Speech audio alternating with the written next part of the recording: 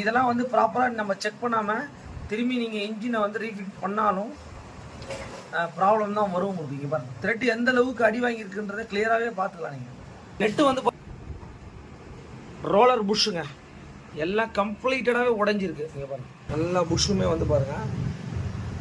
இது நீங்கள் வாங்கி வச்சிங்கன்னா இன்ஜின் பண்ணும்போதுலாம் ரொம்ப ஒரு யூஸ். இதான் வந்து யமகா ரேவோடைய அந்த ரீகண்டிஷன் பண்ணியிருக்கு. ரீகண்டிஷன் அப்படின்னா என்னன்னு கேட்டிங்கன்னா 0.25, அதாவது ஸ்டாண்டர்ட் சைஸு அடுத்த சைஸ் வந்து பார்த்தீங்கன்னா இந்த 0.25 அப்படின்னு சொல்லிட்டு ஒர்க் இருக்குது. ஹெட்டை வந்து நம்ம ப்ராப்பராக ரேப் பண்ணிவிட்டு அதுக்கப்புறம் வந்து பார்த்தீங்கன்னா எக்ஸாஸ்ட்டு இன்லெட்டு அவுட்லெட்டு எல்லாமே. அதுக்கப்புறம் வந்து பார்த்தீங்கன்னா இதில் வந்து உங்களுக்கு அந்த டேமேஜ் இருந்துரு பார்த்துருப்பீங்க அந்த பிளேயில் கிளச்சோடைய ஃபேன் சொல்லுவாங்க. இங்கே பாருங்கள் நம்ம மிக்ஸ் பண்ணிக்கலாம்.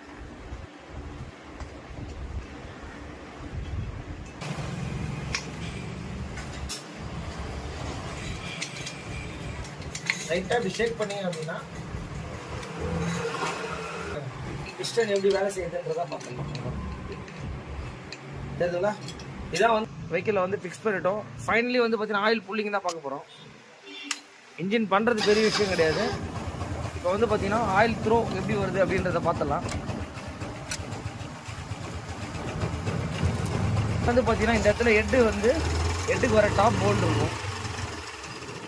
எடுத்துக்கலாம் உங்களுக்கு ஆயிலு.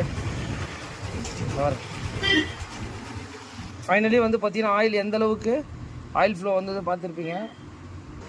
வண்டி ஃபைனல் அவுட்லுக் எப்படி வந்துருக்குதுன்றதை பார்த்துருங்க. நம்ம tyre polish and everything ஒர்க்கும் பண்ணிட்டோம். வண்டி ஐலிங்கில் தான் நிற்கிது. ஒரு ஃபுல் இன்ஜின் ஒர்க் அந்த வண்டிக்கு பண்ணியிருக்கோம்.